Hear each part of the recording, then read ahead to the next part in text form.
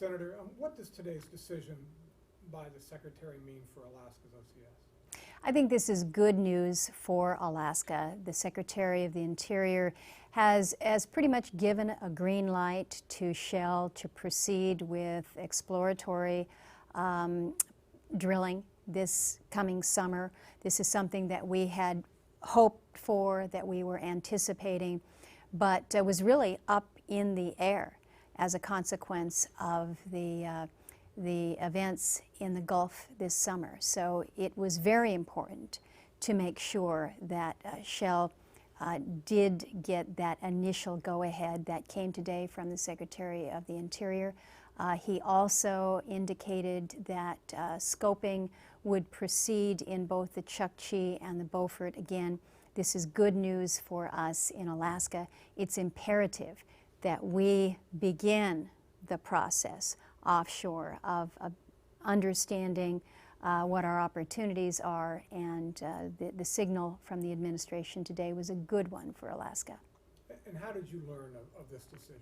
I received a call from Secretary Salazar mid-morning today indicating to me that he was going to be releasing or announcing this news this afternoon. We had a good discussion about not only what it meant for Alaska, but some other decisions that were coming out of the administration today. The news down in the Gulf, particularly the eastern Gulf and on the eastern seaboard, is not as encouraging when it comes to development of our offshore resources.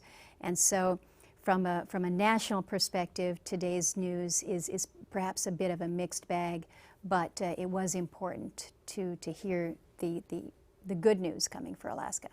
Why do you think the Secretary took a different approach to Alaska than he did to the rest of the country? I think there was a recognition, and the Secretary said this to me, that the situation in the Chukchi is a different geologic area.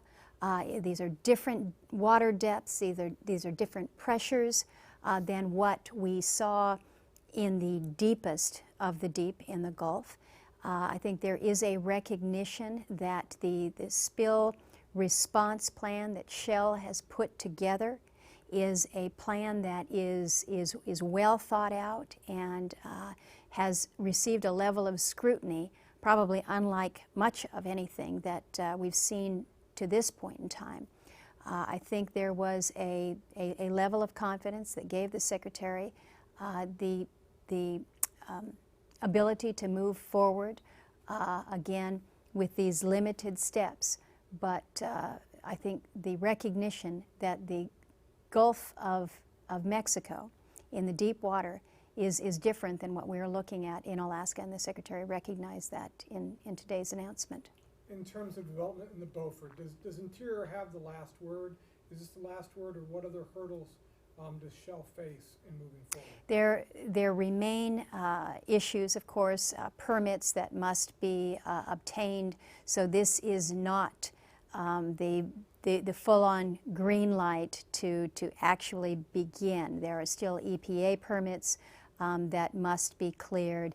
But what had to happen today was this announcement coming from the Department of Interior that with this 5-year leasing plan moving forward, that Shell be given the approval to advance towards the exploratory phase this summer. So they will be working through the process, but at least they can begin that now. So, what indication did Salazar give you about future leasing in the OCS in Alaska? I know he said he'd leave the scoping there, but are you optimistic that other leases in the future lease sales will happen in the Chukchi and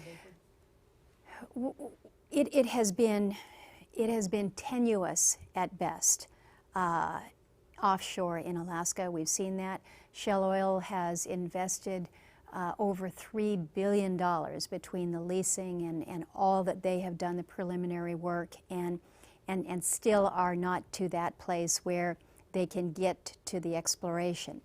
And so it has not been very encouraging to date offshore in Alaska.